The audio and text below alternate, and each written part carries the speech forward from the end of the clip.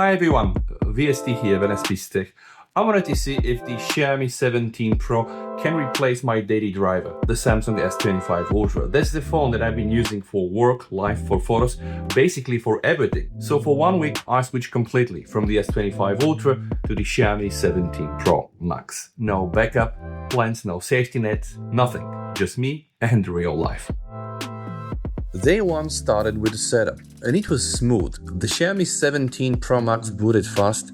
I was able to transfer my data, and within minutes I was already using HyperOS version 3, built on Android 16. It's really fast, it's clean, but it's still somehow different coming from One UI. Samsung One UI has everything that I really need, so everything was feeling slightly off, but the animations were a bit quicker on the Xiaomi, the gestures were sharper, the icons also a bit flatter and different, and it took me several hours before my muscle memory stopped fighting me, and I started to enjoy my 17 Pro Max. And at this point of time, I realized, yeah, this phone really feels alive. Now, being a China phone has its limitations, so it doesn't really come with the Google Play services installed, but you can enable them in a matter of time. It's just a setting in the system menu, and you need to download Google Play Store, and you can directly do this straight on the phone, no PC required. And at this point of time, I realized, okay, this phone really feels alive. By the second day, I started noticing speed, real speed. Apps open instantly. The screen is 120Hz panel, gorgeous, it just glided. The resolution was okay, the colors popping, it felt lighter, almost too responsive, but speed isn't everything. Samsung still nails the tiny touches, like the vibration feedback is a bit better on the Samsung. The way the notifications come in, yeah, there are problems with China Xiaomi phones. You need to tinker a bit to get those things right. So Xiaomi is very fast, but Samsung is way more polished, and performance-wise, I could not complain. There are no lags, there are no stutters.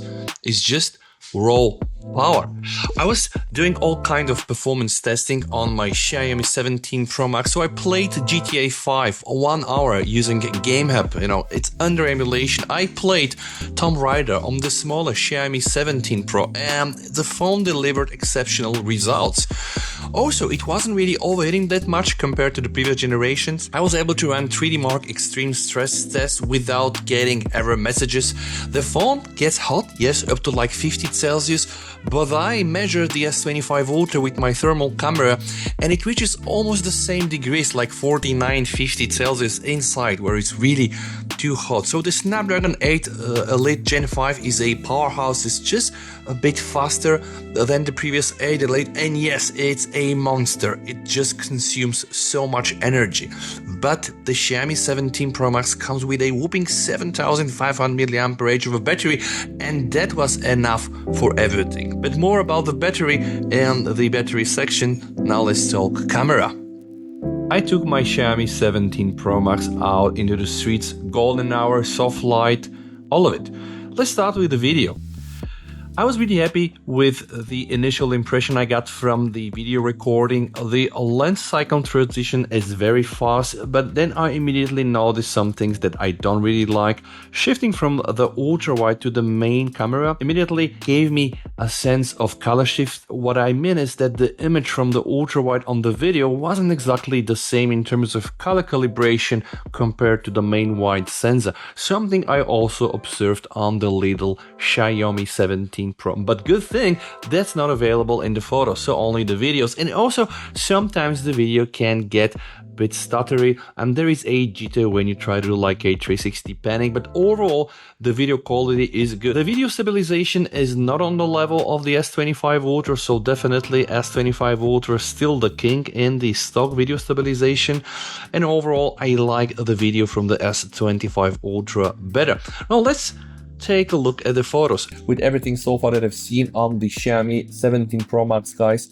I think it's a good phone. It's a good camera phone. It's probably even a bit better than just being good. I don't want to say it's average. It's probably not the top in the class like you would have expected with the Ultra phones, but what I've seen so far makes me think that all the photos that you do with the main camera on 23mm are gonna be okay. The crops are gonna be okay as well. The 5x camera, the optical one, with 150mm is gonna be okay. Up to 10x, which is like 230mm, is still gonna be okay. And between 10x, 230mm and beyond, guys, it's gonna be more like hit and miss. So in broad daylight, for street photography, this phone will deliver good and stable results. Now, when the light is trying to set down, then it's gonna be a bit more tricky, guys. You can still get good shots out of this, right? But yeah, preferably more light for things like this. What matters most to me is the fact that Xiaomi are finally getting the skin tone right. So this phone is a killer for portraits.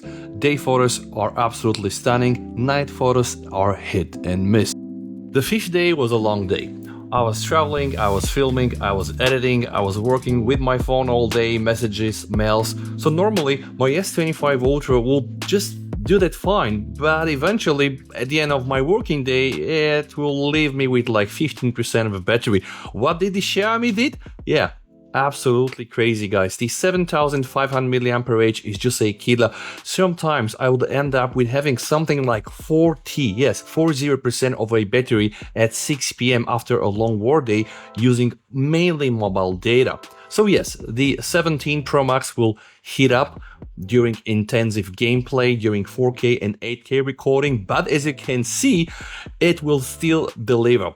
And indeed, in my battery test, I matched the S25 Ultra with the 17 Pro Max. I did 1 hour of PC Mark benchmarks. I did 1 hour of YouTube video playback with 4K UHD HDR 60 FPS, and it was absolutely crazy because at the end I did also record half an hour of 8K 30 FPS video, and the S25 Ultra eventually was at 5% of a battery, guys, and the Xiaomi had almost like 40%. And for sure, the 17 Pro Max, being a newer phone with a bigger battery, also silicon carbon versus Lion, just managed to deliver, but this phone absolutely shines with battery usage.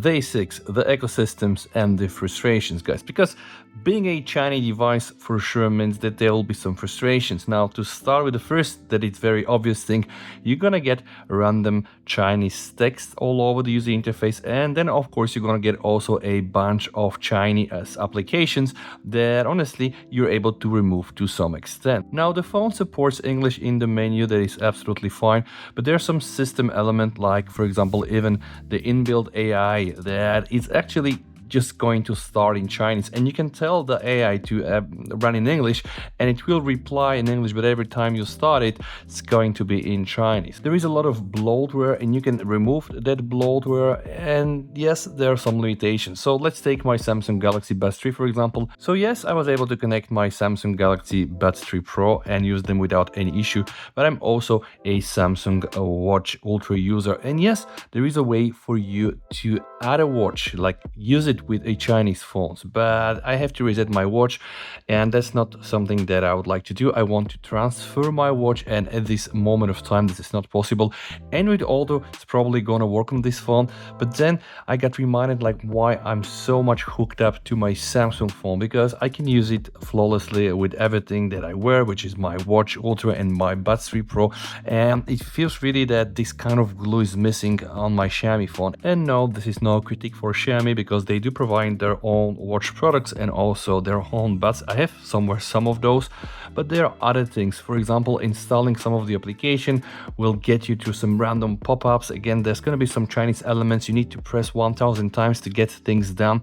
And probably the most frustrating part, guys, is actually inside the camera, because right now if you just want to go and use the camera and shoot portrait video, you cannot do it from the portrait mode like we used to have before, and the whole camera interface is a bit redesigned. So now if you're gonna go inside the video, there's gonna be something here, and when you go to the bokeh, this is where you can apply the bokeh effect. But probably my biggest frustration is the fact that so every time I want to shoot portrait video, I'm going to end up having this limitation 1080p 30 fps, which is something absolutely annoying. This phone is a beast of a phone with the Snapdragon 8 Elite Gen 5 inside, and I know it is a software thing, but this is probably my biggest critique towards to Xiaomi. Not the fact that it comes with a lot of pre-installed Chinese bloatware apps and that the interface sometimes might be a bit clunky and that you need to press so many things to just install APKs, but the fact that some features are missing inside the camera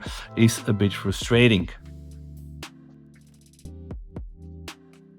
After 1 week of using the Xiaomi 17 Pro Max, I stopped thinking about what I lost with not using my Galaxy phone and started to think on what I gained by using the Xiaomi phone.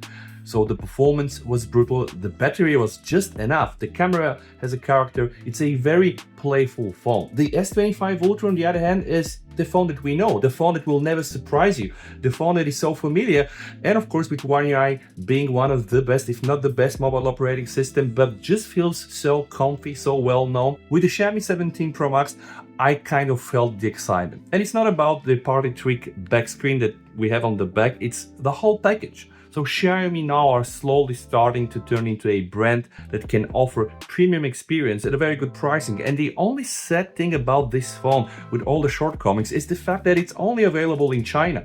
So it cannot be a real competition with the S25 Ultra and Samsung phones, because remember, those are global. And Xiaomi, are releasing the Ultra version global, but I do believe that if the Pro Max or Pro is gonna make it to the global market, it's going to turn some pages. It's a very beautiful phone with nice specs.